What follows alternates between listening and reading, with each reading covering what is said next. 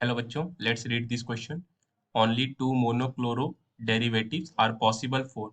Option A says ethane, option B says propane, option C says normal butane and option D says isobutane. So इस question में हमसे कहा जा रहा है कि इनमें से कौन से ऐसे मॉलिक्यूल्स हैं जिनका दो ही मोनोक्लोरो डेरिवेटिव्स पॉसिबल है. So please note the key concept of this question that monochloro derivatives are obtained by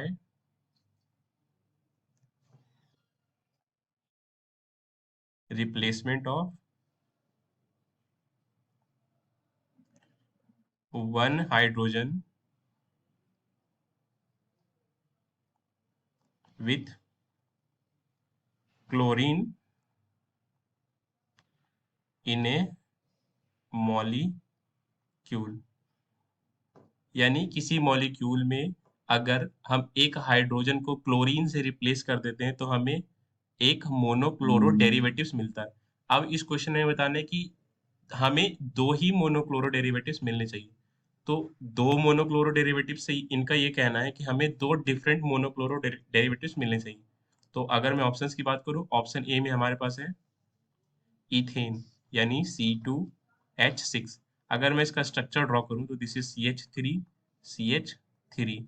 तो अगर मैं यहाँ से एक हाइड्रोजन को रिप्लेस करूं तो मुझे मिलेगा CH3CH2.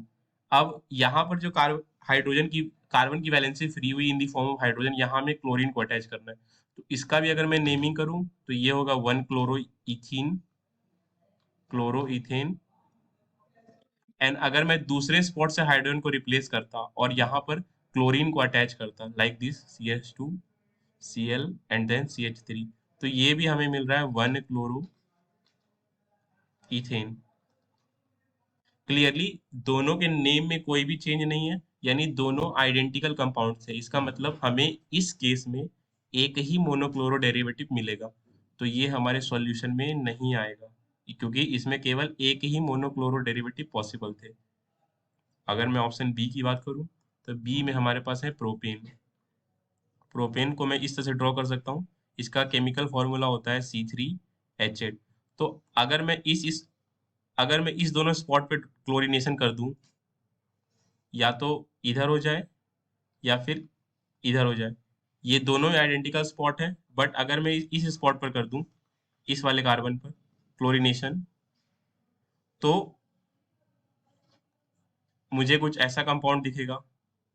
तो क्लियरली इस केस में हमारे पास दो तरह के ही मोनोक्लोरो डेरिवेटिव्स पॉसिबल है. एक, या तो हम साइड कार्बन पर क्लोरीन अटैच कर दें या फिर बीच वाले कार्बन पर क्लोरीनेशन करा दें.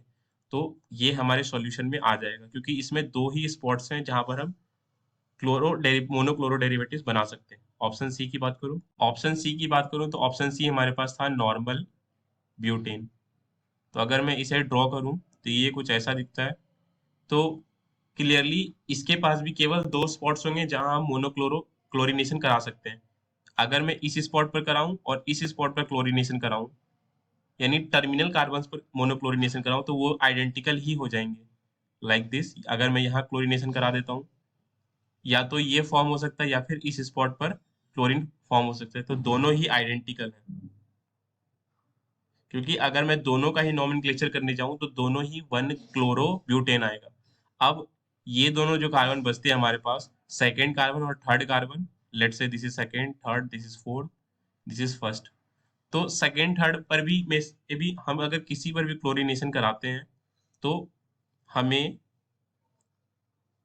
जो क्लोरीन अटैच होने पर जो कंपाउंड मिलेंगे, ये दोनों बिल्कुल ही आइडेंटिकल है क्योंकि दोनों का ही नॉमेनक्लेचर करूं तो दोनों का ही मतलब हमें 2-क्लोरोब्यूटेन होगा.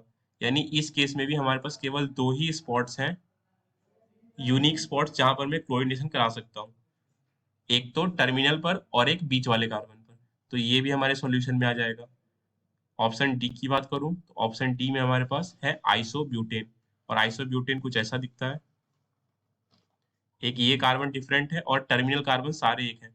तो यहाँ पर भी दो स्पॉट्स हमें मिलेंगे, एक सेंट्रल कार्बन एटम और एक टर्मिनल कार्बन एटम. लेट से दो टू, ये भी 2 नंबर हो सकता है, ये वाला कार्बन भी 2 नंबर हो सकता है। तो यहाँ पर हमारे पास 2 यूनिक स्पॉट्स है जहाँ पर मैं क्लोरीनेशन करा सकता हूँ, जिससे हमें 2 कंपाउंड्स मिलेंगे, एक यहाँ पर क्लोरीन अटैच्ड हुआ और एक टर्मिनल कार्बन से क्लोरीन अटैच्ड होगा, अगर मैं इसका क्लोरीनेशन कराता हूँ। तो यहाँ पर भी हमारे पास 2 ही स्पॉट्स यानी 2 तरह के ही क्लोरीनेशन में करा सकता हूँ। तो ये भी हमारे सॉल्यूशन में आ जाएगा। इसका मतलब इस क्वेश्चन में हमारे पास 3 ऑप्शंस करेक्ट थे। Option B, option C and option D.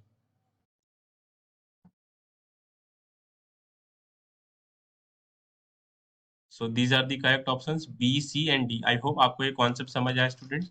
Thank you.